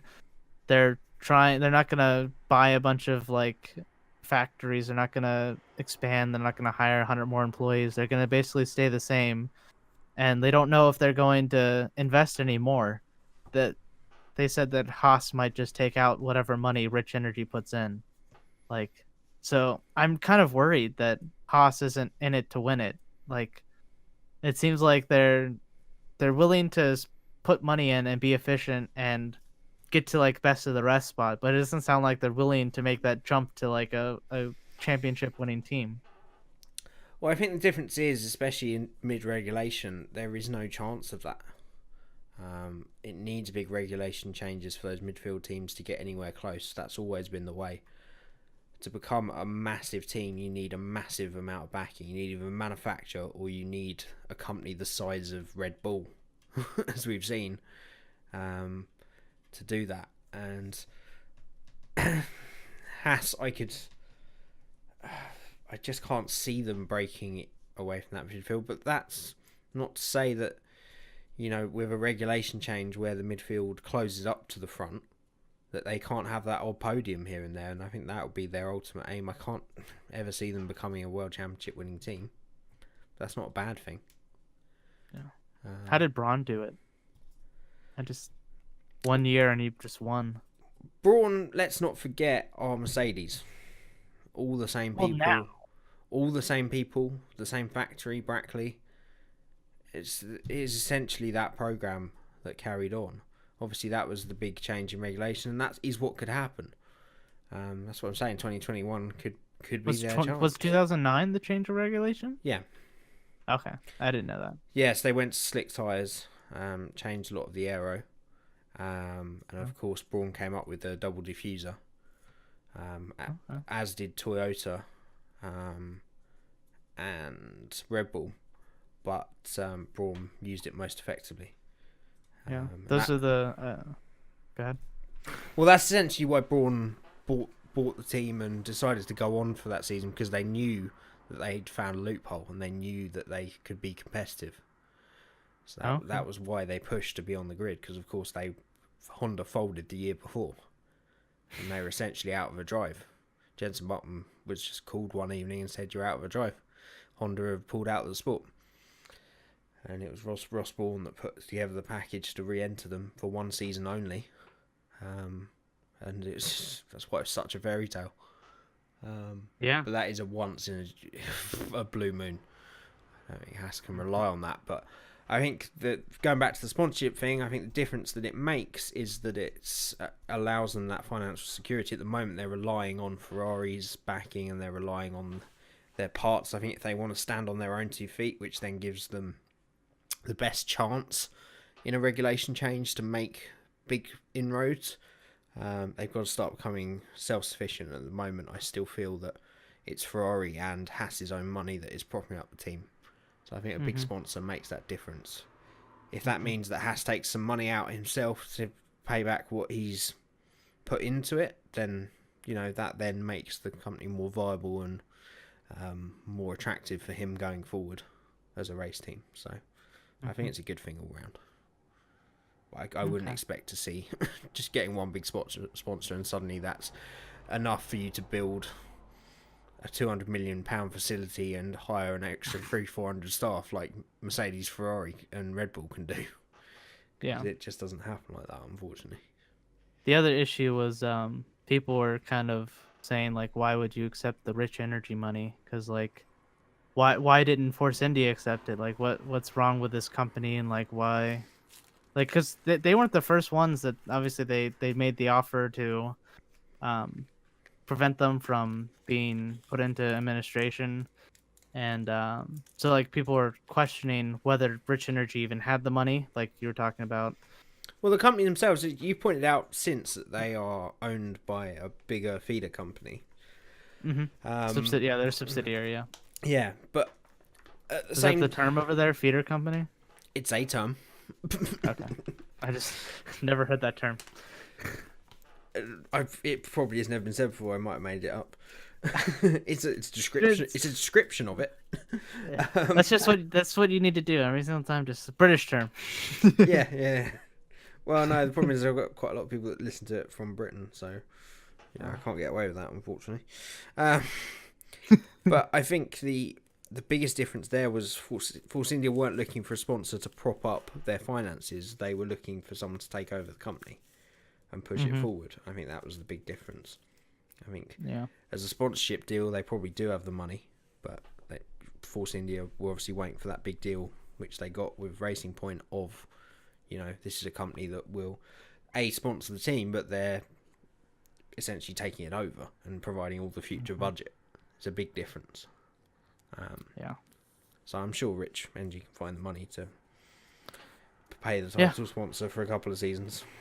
I imagine it's probably somewhere in the neighborhood of 30 million, which is what they promised before to Force India. Yeah, that's about right for a midfield sponsor, title sponsor. So yeah.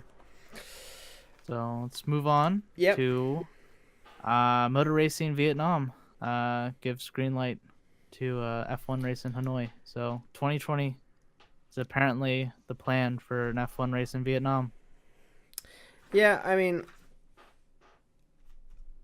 call me a weary old man, but this happens every season somewhere. There's always somewhere that decides they want to race, and Formula One agree in principle. But then, to be fair, I said that about Baku, and that ended up on the calendar and is one of the best races now. So what do I know? But potentially, Asia is the biggest market. They've talked about a second China race before. I guess Vietnam would fall into the same kind of area. The thing that would worry me about it is similar to why Korea failed. Excuse me. Which is a country that people don't really want to travel to, although it is a backpacking destination, I guess. America, bad history with Vietnam, but you guys don't. But Europe, it's a huge, huge backpacking place.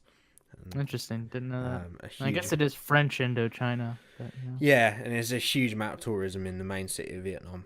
There's the whole markets and streets are set up for tourists there, basically. So they get big business out of it. But again, I don't think they're the kind of people that go and watch Formula One races.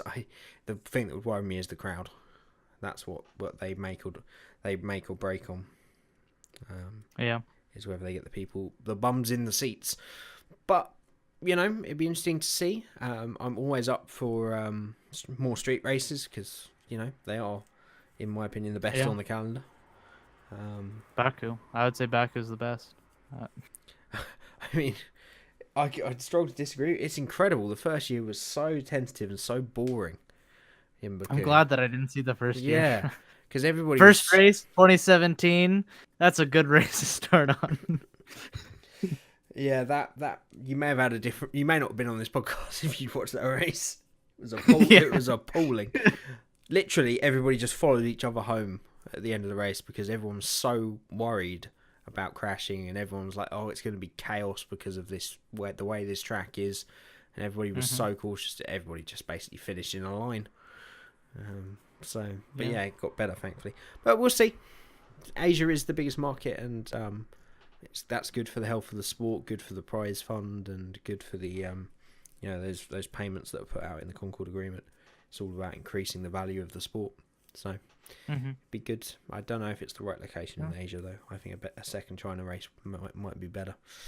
I think they're just kind of putting out feelers right now. I mean, a lot of a lot of things they have to do is they have to negotiate with governments, and I mean, obviously Baku pays money to F1. I mean, I think they all pay money to F1 to host F1. I mean, I don't think F1 could afford paying for these tracks. Oh no, they're all funded by government funding, or that's why Silverstone struggles so much because it's owned privately by the British Drivers Club. and they just can't afford to make the changes. But thankfully, the historical aspect keeps it on the calendar. But that's why I don't mind Russia. I hate the track, and I don't think it's the best race. But they pay a huge amount of money, and that benefits the sport overall. So yeah. All right. So we Anything got else? 2 more news stories. Yeah, we got go 2 ahead. more. We got. Do you want Fernando Alonso or Ericsson? Let's go Fernando Alonso. All right. So Jimmy Johnson is to drive a McLaren car, and Fernando Alonso is to drive a car in Bahrain. Don't know. Let's see when. November 26th. So. Okay, so this is very similar to the things we've had before. It's normally McLaren. Well, I guess Jeff Gordon and Juan Pablo Montoya. Yep. Lewis Hamilton and again Jeff Gordon. I think. Oh really? Jeff Gordon's awesome. I think He's it might the have been best. Gordon with Button as well. They both did it. They did it at Bathurst. Where I wish that Gordon would have made it to F1, but I don't know if he ever really tried to get into it. I know he's a fan of it. I don't know if he ever tried to get into an F1 car. No, I don't know. I don't know what he did. I'll be honest that I really like Jeff Gordon because he won 4 championships whenever I was really young, and I was like, yay! I like the guy who wins. Yep. I mean, it's a similar story with me and Schumacher. Although I think the main reason was because my favourite colour was blue, and I liked the blue car more than the other blue car. So I think that was my actual reason when I was a kid. Good reason. Yeah. Good reason. Yeah. So yeah, that'd be interesting to see. Yeah, it's always interesting to see him swap over. It's the most interesting part of that is always the NASCAR driver in the F1 car. Yeah. Because the F1 driver gets in the NASCAR and is like, oh, it's so loud and powerful, but it's not really as testing. Yeah. But it's always good to see the NASCAR drivers in the F1 I think car. yeah. Jeff Gordon almost crashed it at Indy. I remember. Went into the grass. I'm not surprised. It's a big difference. Yeah. Obviously, I didn't watch that one live. I looked up. I was like, oh, Jeff Gordon did a Formula One car. So, anyways, So anything else on that? Is that good enough? Move on to the last story I have. Yep, absolutely. All right. So the driver who we all thought was going to IndyCar, Fernando Alonso, turns out he's just going to drive a NASCAR next year, apparently. Or no, this year, not even next year. But as Motorsport.com says, the F1 refugee Ericsson makes IndyCar switch with Smith Peterson Motorsport, which of course. Go ahead. No, go on. Which of course. Smith Peterson Motorsports is the team which Robert Wickens, drove for, and of course he's going through rehab right now. They're not running him in the number 6 car, which is reserved for Robert Wickens whenever he gets healthy. Have you heard Robert Wickens and stuff? Yep. I saw the accident. All right. It's pretty horrific. Okay, yeah. Oh yeah, I think I sent you guys that on Twitter. Yep, any big crash in motorsport I always see anyway. It's everywhere normally, but yep, it's such a dangerous sport, Indy. But I'm not super dangerous, but yeah. Anyways, it is in comparison to most motorsports. I guess maybe. Yeah, ovals. I'd say ovals are yeah, very because dangerous. it's just flat out constantly. They're so cool. They're so awesome. Oval races are just amazing. Anyways, I want to see an F1 race on an oval. I don't think they'll do that. No, the closest you had was Indianapolis, and Formula One well and truly blew that chance. What did they do with that? It's 2006 race. The 3 cars starting or whatever, or 6 cars, yeah. Yeah, okay. And of course. I didn't know that was the last time they did it. Those rednecks didn't like that. I remember them, yeah, well, I watched the seasons in review, so it's me saying I remember. It's I remember them doing this a month ago whenever I watched the season in review. Not I actually watched this live, but yeah, apparently they're throwing beer cans on the track and making it dangerous for the 6 cars to make it home. Yeah, well, I remember watching the race and it was just interesting. It was actually quite interesting to see. You know, the two Jordan's two Minardis actually going for a podium. It's one of those rarities and just bizarre races. But yeah, it's not great for the sport, to be honest. Yeah, it's so cool to learn about that. I'll tell you that much. Yep, it's got a rich history, and that's why it is the premier motorsport. And people just don't understand that. Watch it as casuals. You know, Formula One is all about the history and the new chapters that it writes. And if you're a Formula One fan, you are a Formula One fan 100%, and you won't get people outside of it just don't understand the attraction. But it's almost unexplainable, just the attraction of Formula One. But anyway. Let me tell you about trying to get people into Formula One. It's not been successful. Yeah, I guess it's probably even harder in America. Oh, yeah. Yeah. I talk to people about Formula One. They're like, oh, that's kind of interesting. And then, like, I keep talking about it, and they're like, can you stop talking about it? And I'm like, okay. I'm sorry. What about that NASCAR race, huh? That football? Well, unfortunately, I'm in the north, so not even NASCAR is interesting to them. Like, oh, okay. Yeah, it's deep yourself, isn't it? Yeah. Right. I think I've got a couple more little ones. Before we go. There will be a F1 debut for Swiss driver Louis Delétraz in the Haas in Abu Dhabi. Good to see, I guess. I don't know. He hasn't really. I guess his father was in a Formula One team, I believe. I do recognize the name, but I can't remember. There's what's up with Delétraz or something. There's like he was in like a really low team, I believe. Okay. Yeah. Jean Denis Delétraz. I don't know how you say. Yeah, he was. That sounded right. Yeah, Jean-Louis Delétraz. There you go. There you go. Perfect. Bang on. LaRousse and Pacific, 1994 to 1995. Oh, good old Pacific Racing. So I might take one of those cars. I'm going to play Automobilista after this, and I'm going to play the 1991 mod on that. Well, wouldn't want to keep you from that. So, yeah, I might drive the Pacific in that. Yeah, it's interesting. I didn't know that they were like thinking about bringing him in, but it's just test at this point, isn't it? Yeah, like, that's he's not. Go ahead. But the Abu Dhabi is a young driver test. They have to be young drivers, so that's where they will get their chance. But I'm surprised it's something like Maney. Has he got any ties with Haas? Yes. Yeah, he's the other development driver. Okay. That's why they're both in Trident. Yeah. I know my Haas. I'm sorry. I don't know. That's inside out. The only other little bit of news, Haas team boss Gunther Steiner said that racing could be improved by shortening races, as this would lead to wide opening racing the whole race. I've had conversations about this before. One thing that has been discussed as a rule change, and I'm kind of a little bit for, is bringing in a sprint race similar to Formula 2. That would fall in line with what he's talking about there. That would be quite interesting. Sprint race like one day and then regular race the next day? Yeah, absolutely. Get rid of practice, which also makes it more tricky for the race.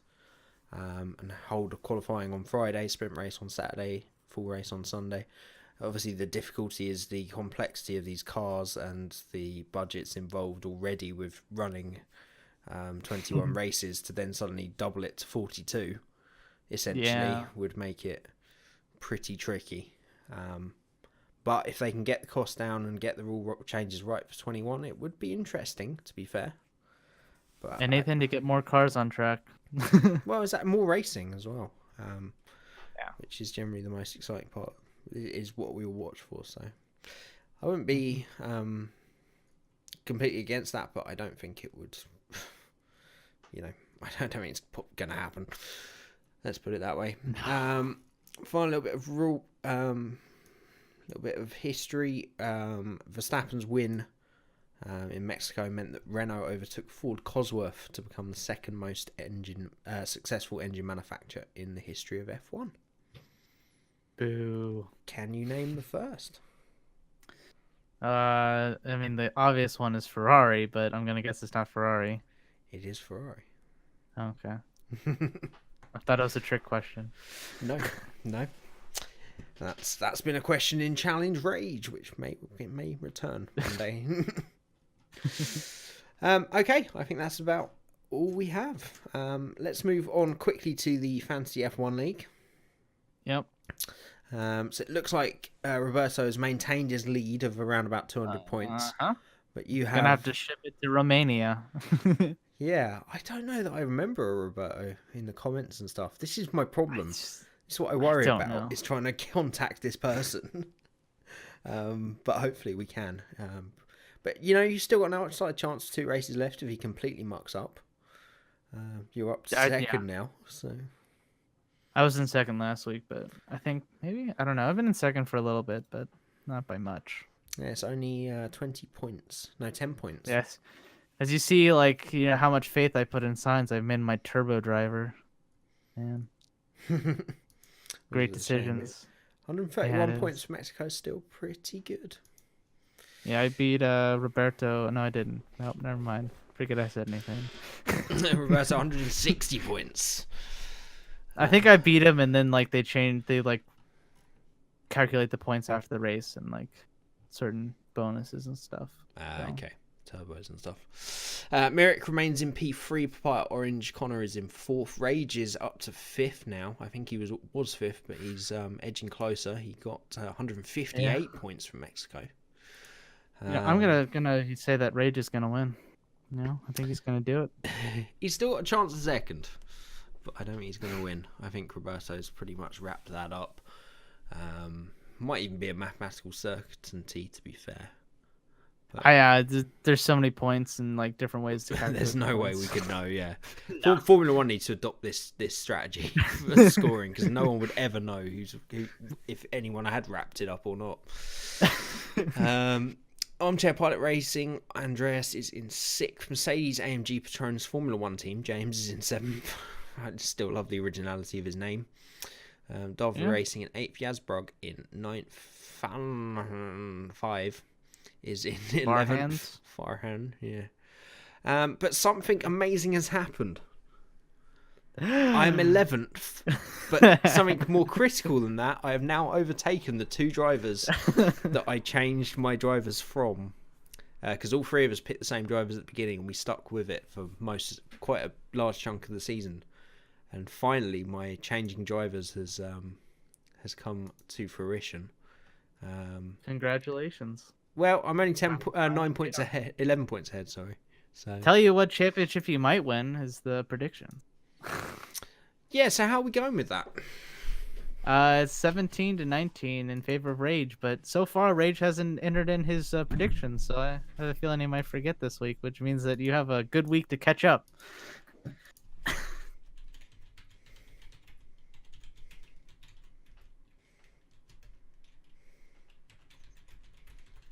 I've sent a message to see if we can get it quickly before the end of the the podcast. To be fair, I thought the Atlantic Ocean was just making you not talk. No. I was just sending a message on Facebook quickly, see if we can get it. Guess the only the championship you guys managed to make Ricardo and Bottas tie. 3rd and 4th. In 4th. Who's our world champion? Your world champion is Vettel. Combined, it's Hamilton. Rage is Hamilton. Okay. Oh. Is it close? Could someone still win that championship? Yeah, it's actually 14 points for combined. Between yours, it's 50, and Rage is 40. So okay, the combined is close. Okay. I think we both know our favourite drivers for the season. Basically what that is. Okay, I don't think Rage is going to be able to get that in time. So, I mean, yeah, he can message me between now and the race. It doesn't really matter to me. That's true. Okay, well, I'm going to go with my predictions for Brazil.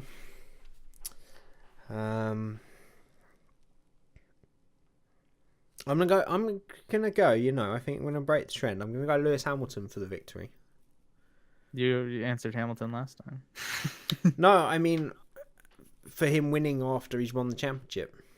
Oh yeah, Break okay, that gotcha. trend. I think he's That trend. he's such a close tie with Senna. He's in such a great mood this season.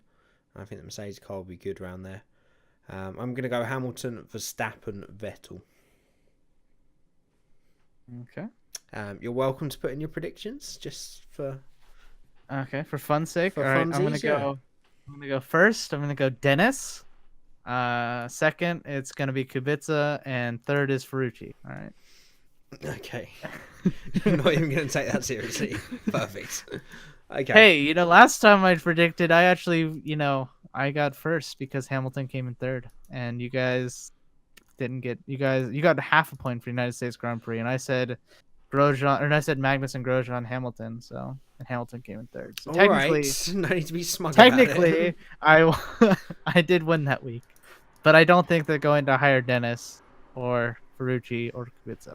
It's going to be a very strange turn of events for that to happen. No, I think you're right. I don't think that's going to Hamilton race ban for being too good. happen. Everybody in mysterious disappearance. You want to talk about mysterious disappearance? Did you hear about this obviously a long time ago, Juan Manuel Fangio being kidnapped in 1958? Yes, famously. Okay. Yes. I just learned about this this past week and I was like, what? Argentinian Grand Prix, wasn't it? Nope, Cuba. It was Cuba. Fidel Castro. Oh, that was on. I knew it was something Yep. political. A year before his revolution. He was obviously rebelling, but it was before he actually took power. Okay, interesting. Good old Fidel Castro. No one's ever said that before. Right. Let's wrap this up. I'd like to say thank you very much, Foxworth, for joining me once again, and I'm sure we will be able to get you on at some point with Rage. He doesn't hate you. It's just that he double booked himself this week. Yeah, it's fine. Girlfriend over Foxworth, priorities, I guess. Yeah, I guess so. I hope you've enjoyed your experience once again. I did, yeah. Yep. It's better than the closet. It is. Now get back in there. Of course. Yeah, it's been good fun. I hope you guys have enjoyed it. Sorry it's a little bit later this week, but it's just the only time we could record it. Obviously, with no F1 this weekend. Maybe a few more of you will watch it, to get your F1 fixed. There's quite a bit of news in there as well, so it's all right. And yeah, as always, if you did enjoy it, don't forget to like the video. You can subscribe to watch more. You can, of course, tune in for some more league racing next week. And next Thursday will be a rerun of the Monaco Grand Prix. We'll explain all on Thursday, but yeah, we're rerunning that. So that should be interesting. And yeah, go and check out Fox's channel if you want. Don't. It's terrible. It's in the suggested videos. It's whatever that feature's called.